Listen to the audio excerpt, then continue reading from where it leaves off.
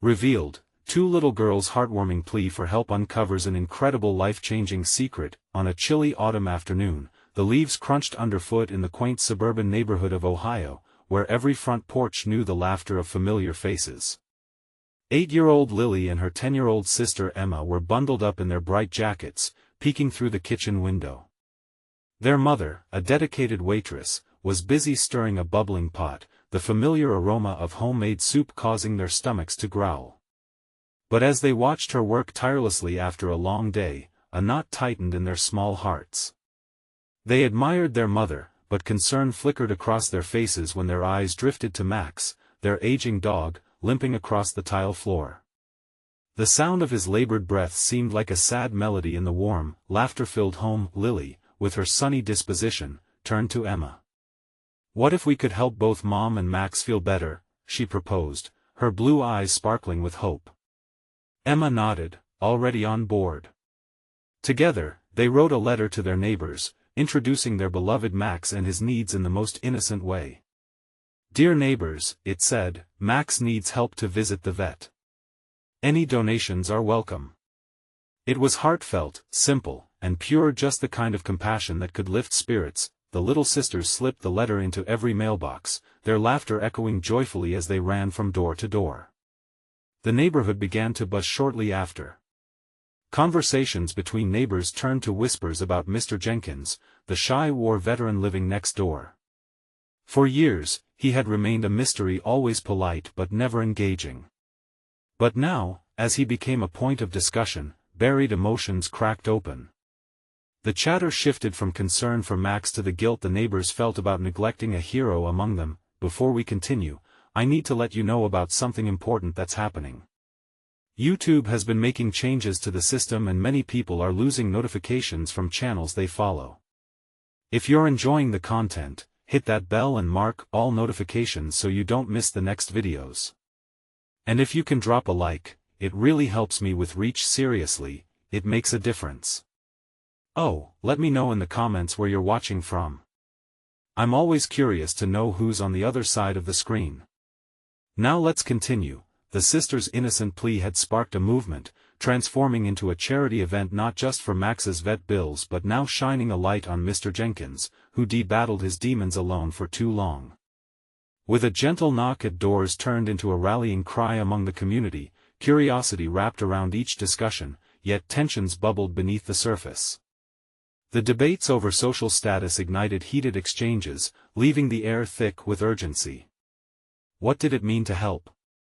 Who deserved support more? As the charity event day neared, the sisters' worry deepened. They stood side by side, eyes wide with uncertainty, still hoping for compassion to prevail. Yet, as disagreements rose among neighbors, rifts unveiled themselves within the community. Just hours before the event, the sisters could feel a palpable tension, a storm brewing where they had hoped for harmony. Would their ultimate goal unravel everything they held dear? As they clutched their mother's hands, they felt the burden transform from mere concern over Max to something altogether greater. The clock was ticking, and together, they would soon learn whether their small act of kindness could ignite monumental change or tear apart the bonds of their neighborhood forever. The morning of the charity event dawned crisp and golden. As rays of sunlight peeked through the leaves, Lily and Emma hurried through the house, organizing the last-minute details. Their mother's face was a mix of excitement and worry, her hands fluttering as she set up tables outside, rearranging colorful posters the girls had made with big, bold letters, "Help for Max and Mr. Jenkins." Neighbors began to arrive, a few at first, then more, thickening the air with a blend of chuckles and chatter. But the joyful spirit was clouded by unspoken tensions, whispers of "Why should we help him? And I can't believe they want to focus on Jenkins over Max," floated among the group. Emma could sense it, her heart fluttering like a trapped bird. She glanced at her sister, who was bright-eyed, still brimming with the hope that had sparked this all.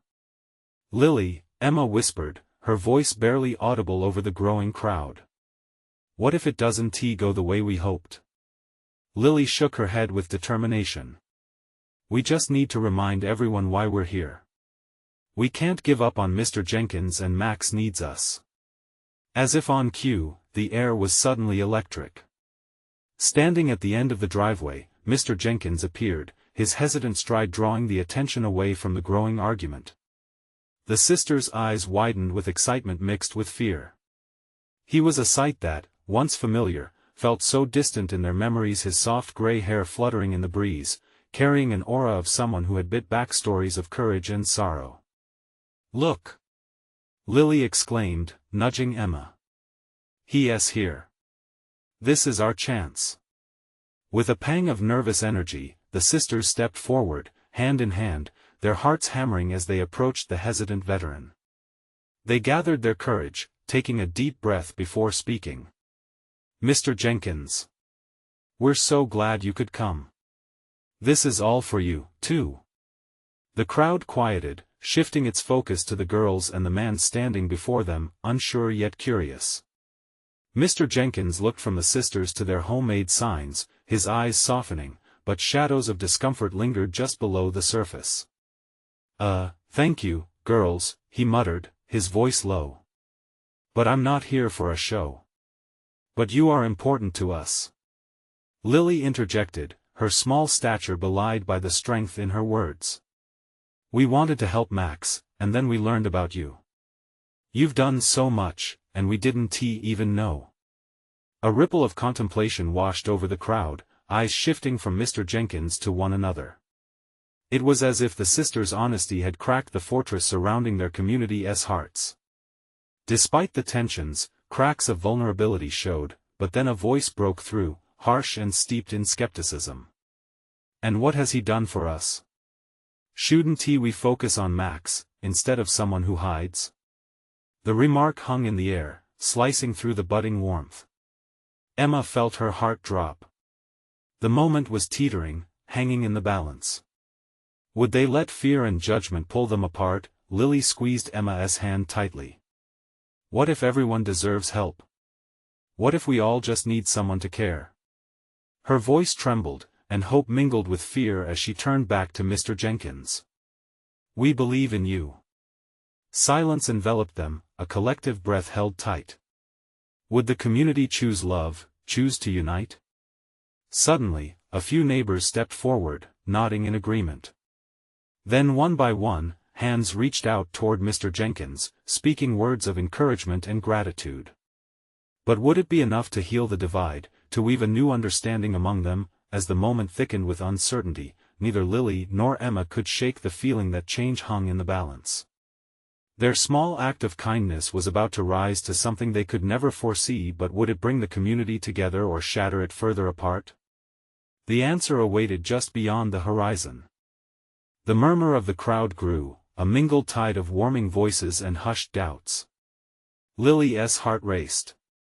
She looked at Emma, who bit her lip, her eyes glistening with a mixture of worry and resolve.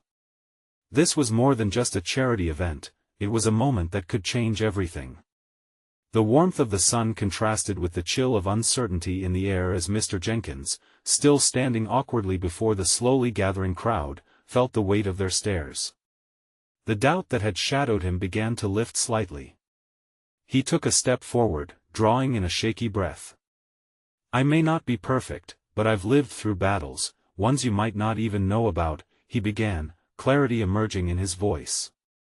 His words hung in the air, thickening with emotion. "I didn't just fight for myself, I fought for people like you. People who deserve better, who need help." A soft gasp escaped from someone in the crowd. Lily looked around, faces softened, curiosity began replacing skepticism. There was an expectation now, an invitation to listen. "And sometimes," Mr. Jenkins continued, "the hardest battles are the ones we fight alone." His voice trembled, but he pressed on, revealing a vulnerability that surprised everyone. "I might seem like a shadow, but I've watched over this community. I've helped many, just quietly, from afar." More neighbors stepped forward, some with little more than a nod, others with quiet murmurs of support. Emma felt heat rise in her cheeks as she recognized a few faces, people she had seen waving at Mr. Jenkins on his walks, people who had smiled but never truly understood the man behind them. It seemed as if they were starting to connect the dots. "Mr. Jenkins," a woman called from the back, "you used to help with the school's run for charity every year, didn't you? I remember you lending us your truck." Encouragement began to flow, rising like a phoenix from the ashes of doubt. A man, who had been a fighter himself, spoke up, "I remember how you saved that old building downtown from collapse." The crowd grew livelier, voices mixing in a symphony of recollection and admiration. One by one, stories began to pour out, small acts of kindness, quiet sacrifices, ways Mr. Jenkins had been there when no one else thought to notice. Emma gripped Lily's hand tighter, glancing at her sister's shining eyes filled with hope. And then, just as suddenly as the warmth began to take root, the initial skepticism flared again, this time more fierce. "But what about Max?"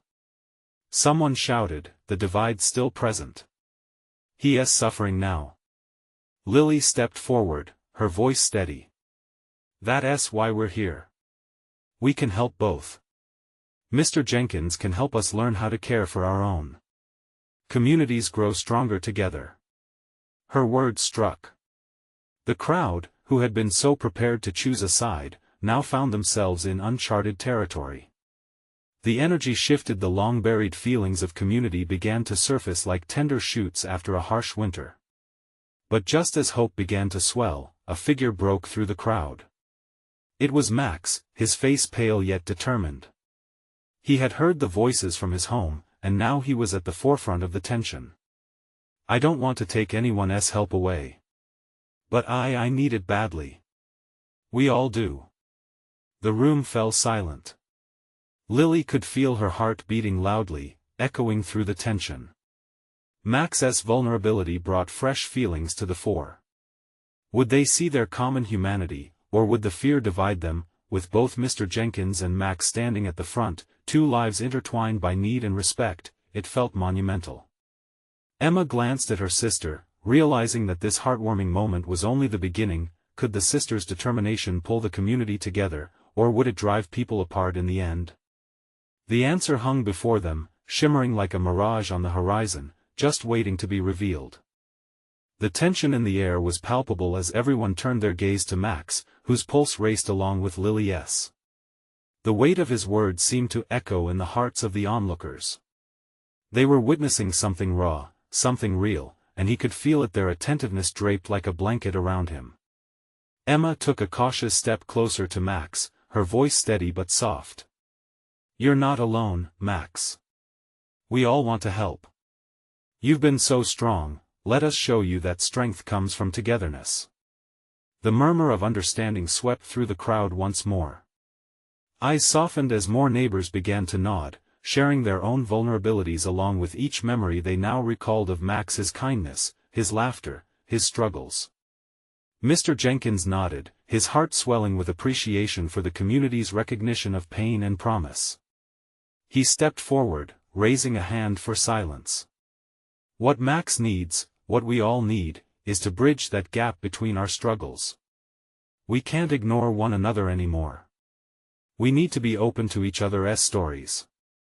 From the back of the crowd, an older gentleman, Mr. Harrington, spoke out, voice thick with emotion. "I never knew you were suffering like this, Max. I thought we were alone in our battles. Maybe it's time we actually become a community that supports each other." That single voice turned into a chorus, as people began to open up.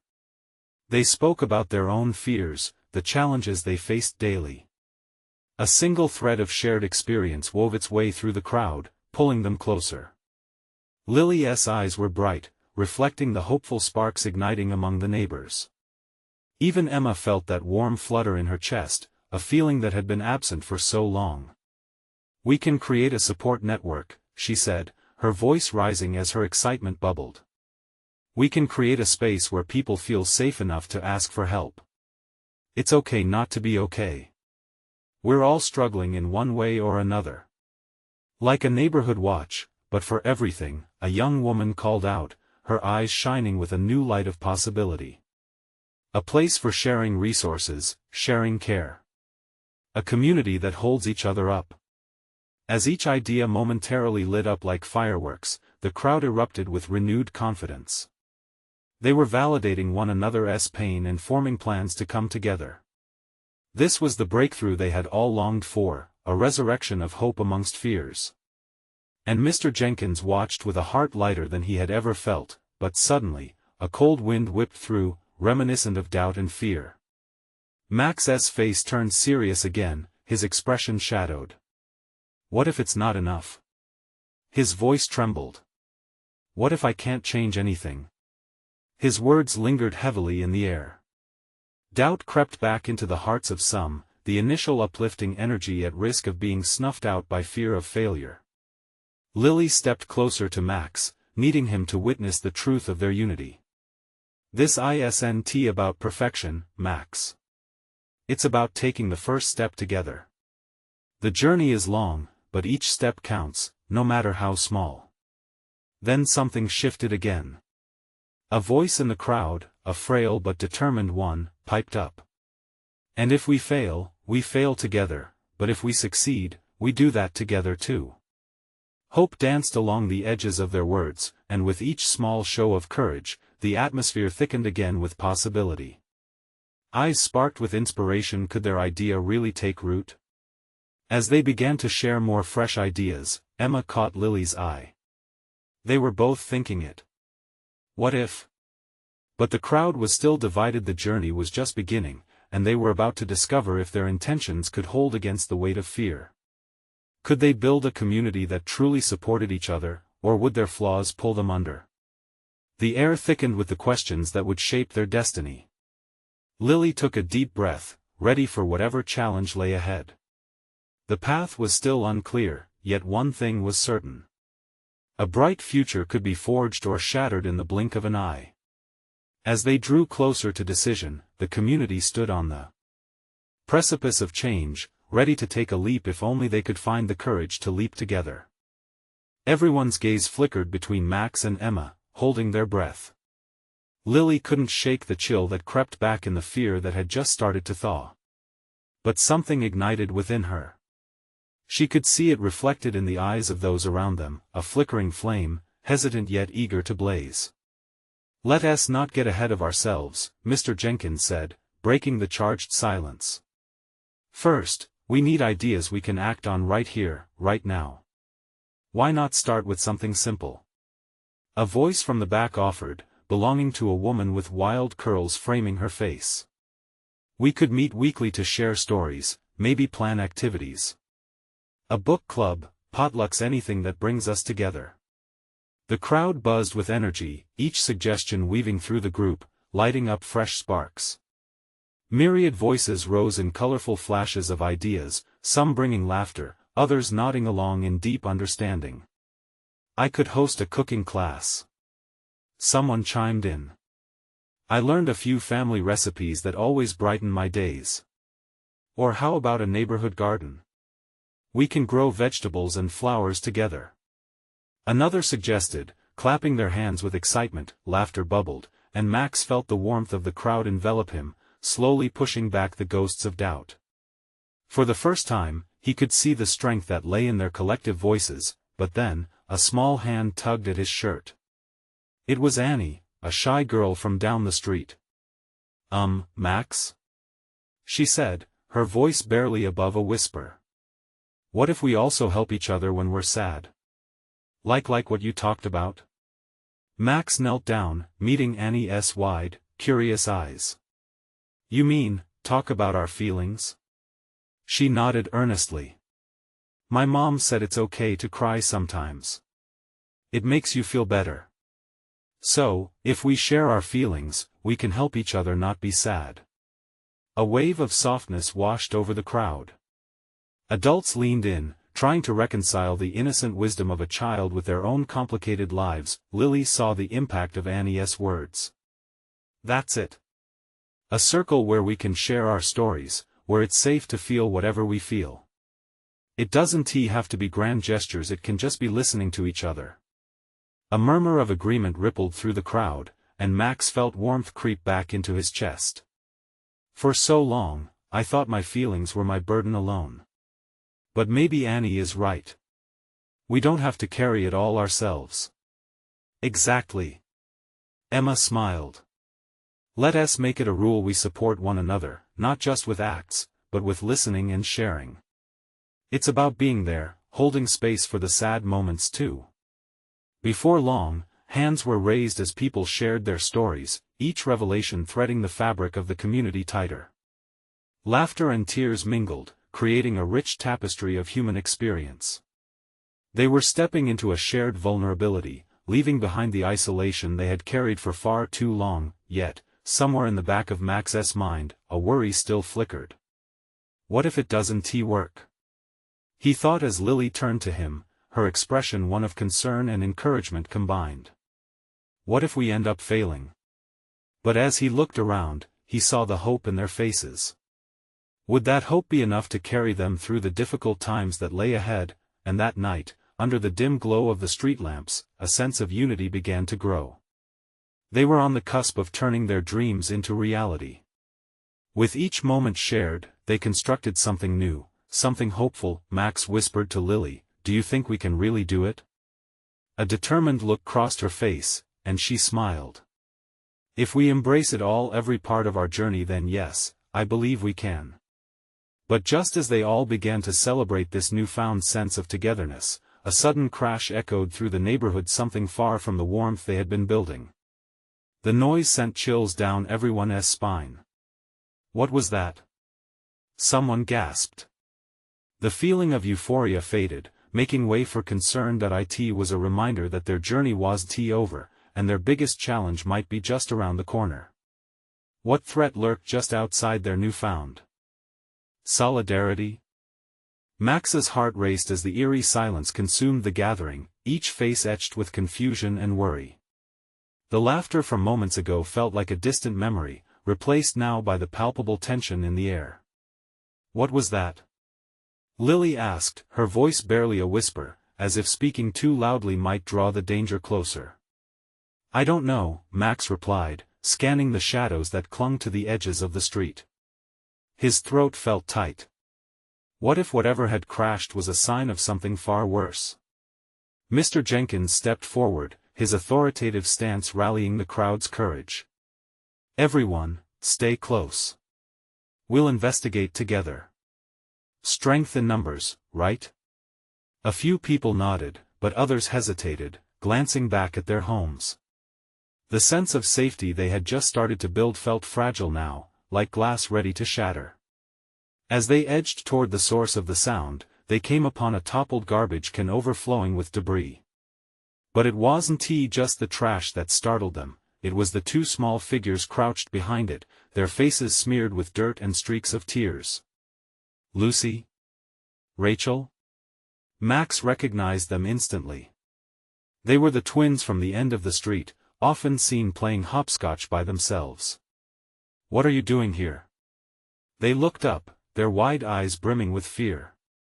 We heard the noise, Lucy said, her tiny voice shaking.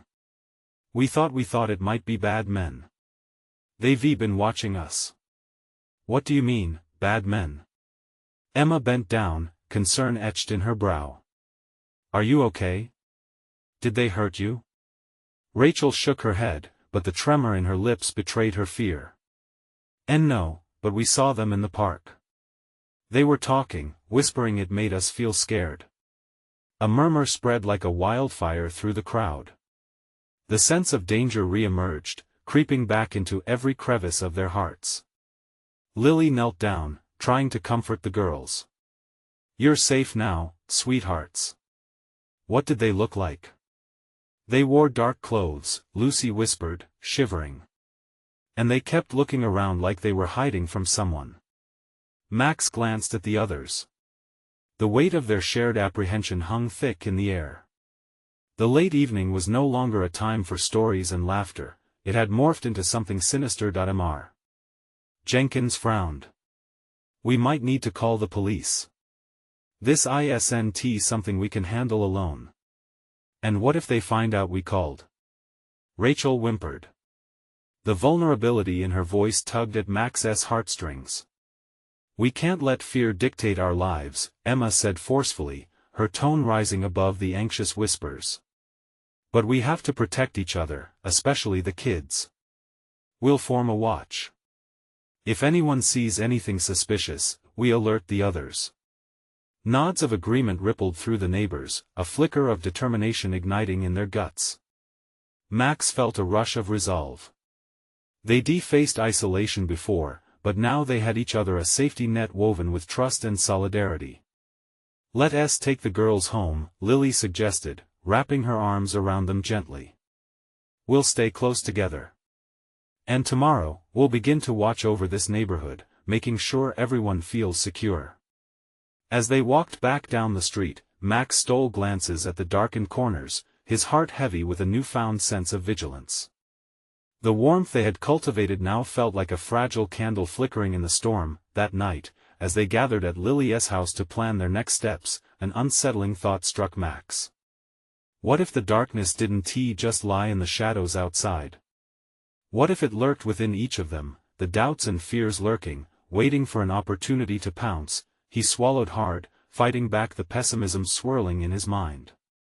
As the group shared stories and fears, he realized that together, they might just have the strength to face the lurking threat. But then, Annie spoke up again, her voice surprising everyone.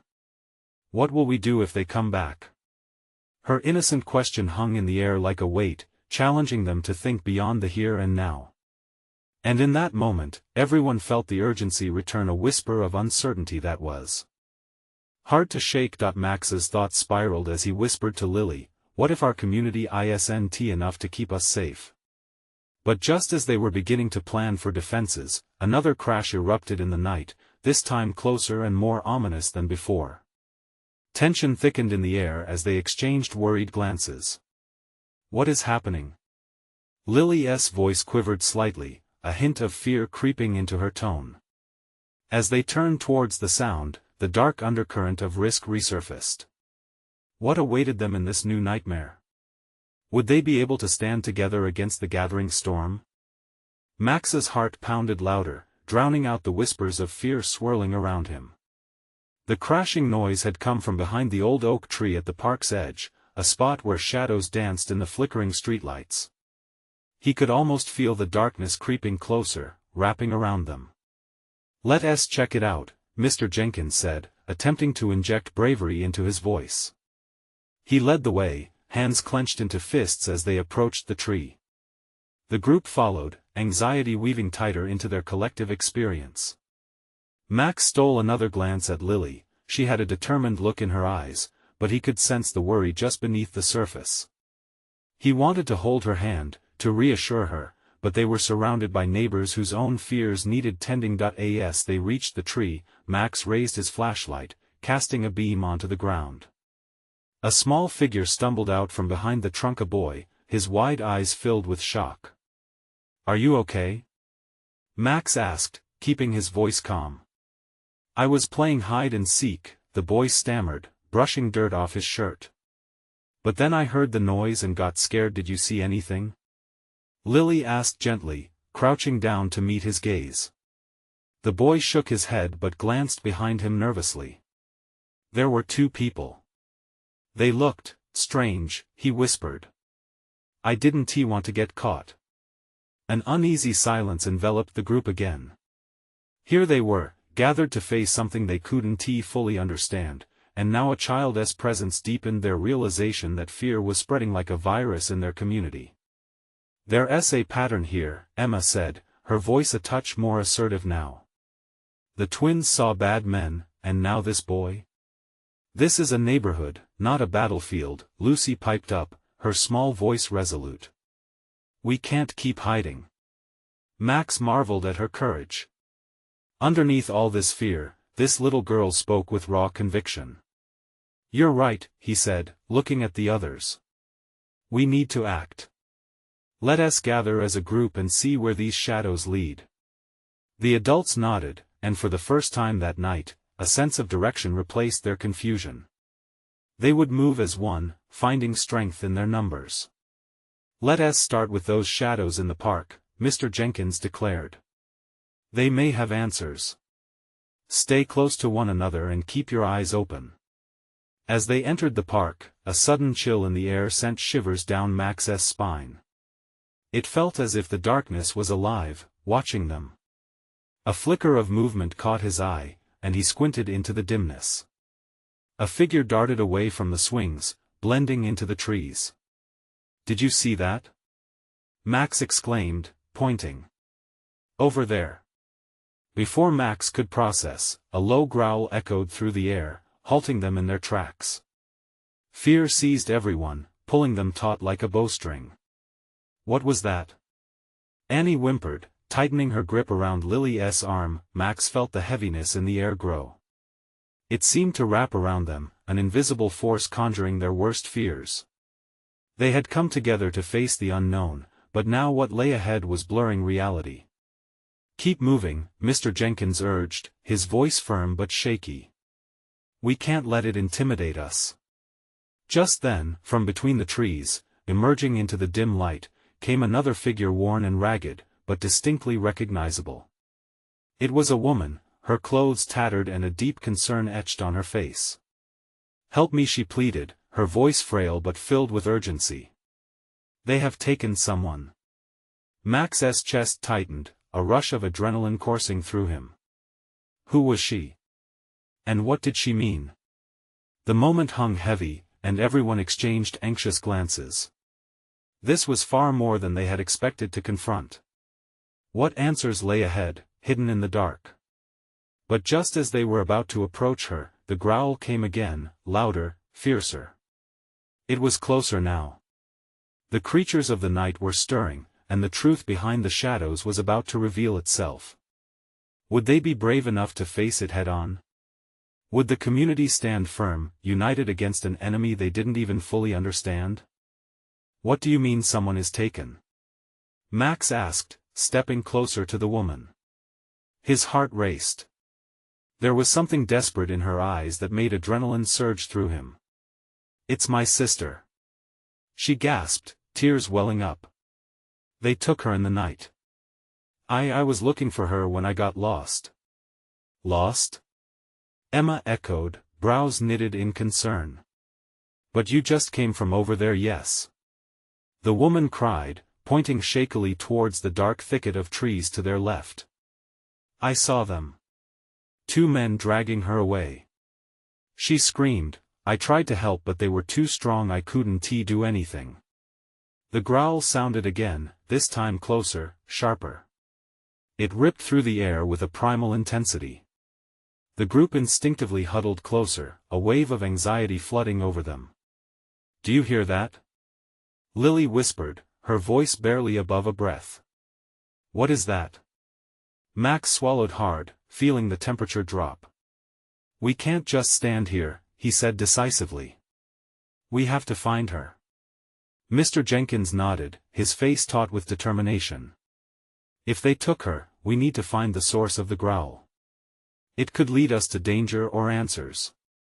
But as they debated, the woman let out a choked sob. Her hands pressed to her heart, a visible struggle creeping across her face. "Please," she urged. "You can't go in there. It's too dangerous. I saw shadows moving between the trees, things that shouldn't be there." Max glanced at Lily, who was biting her lip, her eyes darting nervously between the woman and the dark unknown. He felt a mix of fear and resolve wash over him. "But we can't leave your sister behind," he said. "If you saw what took her, then we have to be brave enough to face it." Lily's gaze met his, and he could feel the shared understanding sparking between them. They had come this far, they could not turn back now. "Let us think," Emma urged, clenching her fists. "If we work together, we can do anything. Maybe, if we can shine our flashlights in unison, we can scare whatever it is off." Each of them nodded, their eyes scanning the tree line. They formed a tight circle, flashlights raised, hearts pounding in unison. Together, they were more than afraid, they were a band of warriors united by hope and a desperate need to save someone they didn't even know. As they took a deep breath together, the growl came again, a rumbling echo that sent fresh chills down their spines. The woman's face was pale, her hands trembling. "You really shouldn't," but before she could finish, a burst of movement erupted from the thicket. A pair of glowing eyes flickered in the darkness, shining malevolently. Max stifled a gasp. What is that? The eyes multiplied, drawing closer, revealing more forms emerging from the shadows. They were creatures, lurking and hunched. The darkness seemed to flow around them like a living force, and Max could feel the tension rise. Stand firm, Mr. Jenkins shouted, raising his flashlight. The group stepped closer together, determination erasing doubt. They were ready to stand their ground, even when the odds felt insurmountable, and then, in the forefront of the emerging figures, two little girls appeared, faces pale and eyes wide with fright. Help us! One of them cried, reaching out. They took us too. The night pulsed with uncertainty. What had started as a summons for bravery had turned into a desperate plea for help. But as the group faced this new wave of terror, one question echoed: could they truly save those who had already been lost to the darkness? Max's heart raced. The urgency in the little girls' voices sent jolts through the group. He felt a need to act, to reach those kids and pull them to safety. But fear clawed at the edges of his resolve. Stay together, Mr. Jenkins commanded, his grip tightening on his flashlight. We need to move toward them slowly. The girls stumbled forward, trembling. One was clutching the other's hand, and both looked at the adults with a mix of hope and terror. They took us to a place it's dark, and there's a monster, the older of the two stammered. You have to hurry. Max exchanged glances with Lily, his determination deepening. The weight of their task felt heavier now. It wasn't just about saving a sister. They had to save these little girls too. With a nod, he stepped forward. We're coming, he shouted, injecting his voice with courage. Just hold on. We'll get you out of here. As they advanced together, the shadows stirred. The growling grew louder, closer, a deep-throated snarl that echoed unnaturally through the trees. It felt as if the surrounding darkness was alive, shifting and swirling with a purpose. Max's pulse quickened, but there was no turning back now. Can you tell us more? Emma asked, her voice steady despite her shaking hands. Where did they take you? Can you lead us there? The younger girl, unsteady on her feet, strained to hold in her sobs. They took us to a cabin. It was in the woods, like a shadow. She looked back at her sister, who nodded encouragingly. There are creatures there, big and scary. They keep us quiet. Mr. Jenkins stepped closer, his flashlight illuminating the girls' ashen faces. We'll take care of it. Just stay with us, and when we find your sister, we'll all get out together. Suddenly, a figure emerged, and it wasn't just shadows and glowing eyes anymore.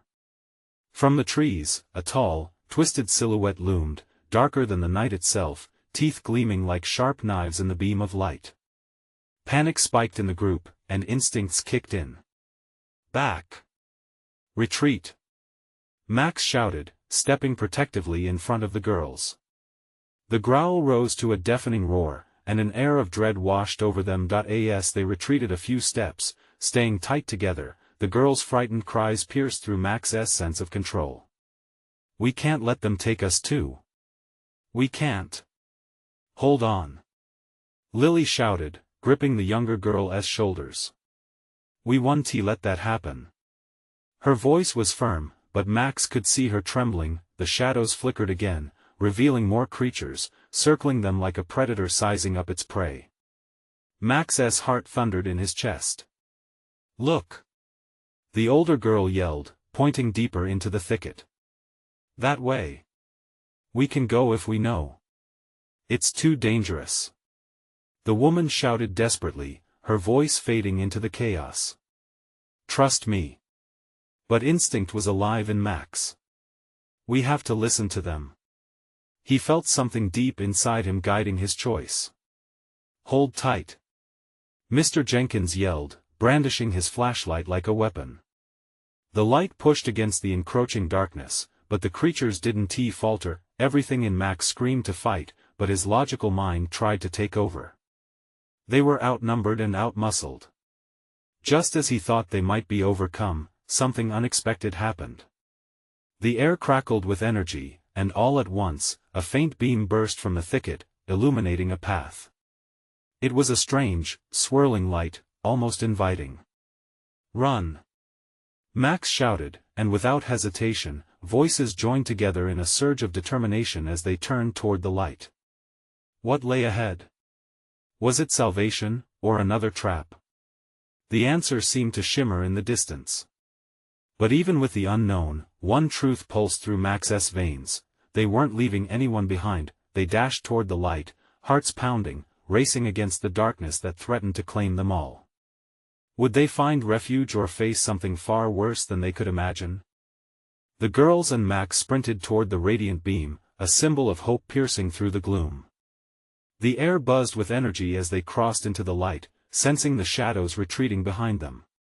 It felt like stepping into another world, vibrant and alive with warmth, contrasting the cold grasp of fear that had surrounded them. Behind them, Mr. Jenkins waved his flashlight, filling the space around them with illumination that pushed back the encroaching dark. "Keep moving. Stay together." His voice rang out, steady and fierce. The group pressed on, their feet pounding the ground, fueled by desperation and determination. As they reached the heart of the glow, a clearing emerged, revealing an old cabin. Its wooden beams were weathered, yet it stood tall against the storm brewing just beyond the trees. The twins halted, gasping, eyes wide with a mix of relief and fear. This is where they took us," the older girl whispered, her small fingers twisting in her sister's jacket, but that joy didn't last long. A low growl echoed from the treeline again. Max felt the familiar grip of fear tighten around his chest. "We have to go inside," he shouted, taking the twins by the hand and ushering them forward. "Everyone inside. Now!" The group dashed through the door, slamming it shut behind them. Instinctively, they scanned the inside, urgent breaths mingling as terror gripped them once more. The cabin was sparse, cobwebs hung in the corners and a thick layer of dust coated the worn furniture, but beyond the unsettling surroundings lay a sense of safety that filled the air. "Is anyone hurt?" Emma asked, checking on the twins.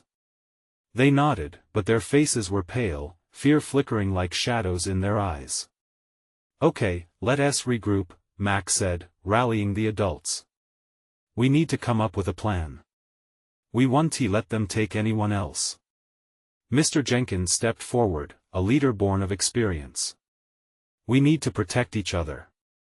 We can barricade the doors and windows." As everyone began to gather chairs and tables, layering them against the entrance, Max caught Lily's eye. She offered him a small, courageous smile that ignited warmth in his heart, reminding him of their initial mission, one not just to save those in the cabin, but to build bonds that stretched beyond fear. Suddenly, a loud crash came from outside, a monstrous force attempting to break through the flimsy wooden door.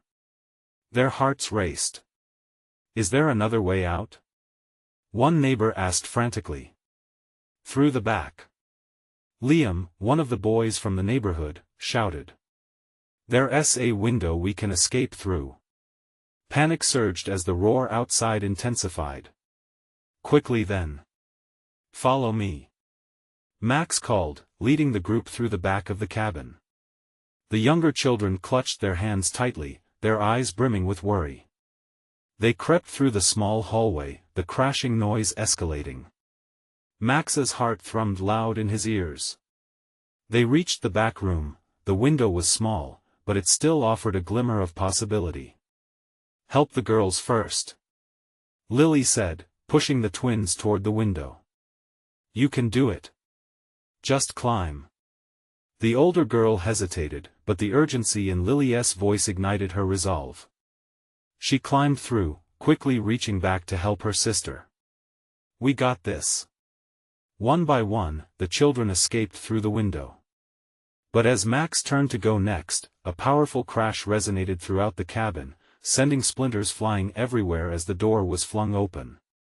A looming figure lurched through, odious and monstrous, eyeing them with a hunger that froze their blood. "Go! Go!" Max shouted, and in a blink, Lily was out, followed by Emma.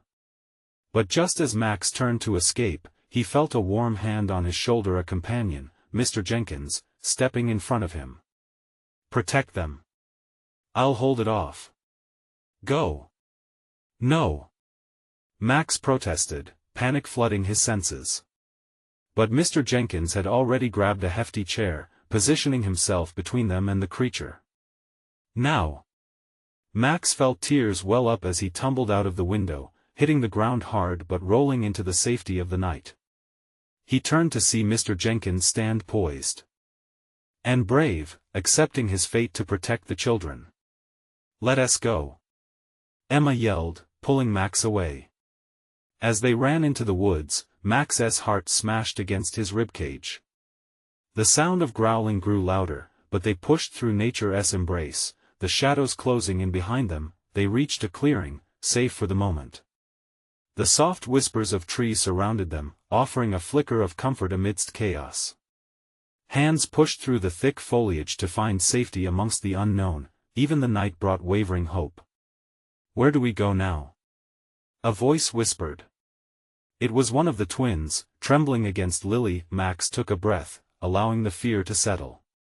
"We keep moving. We can't stop. We owe it to Mr. Jenkins to keep going, to find help." Lily gripped Max's hand tightly. "We need to alert everyone. We have to fight. Together." They took a collective breath, a shared courage reloading in their hearts.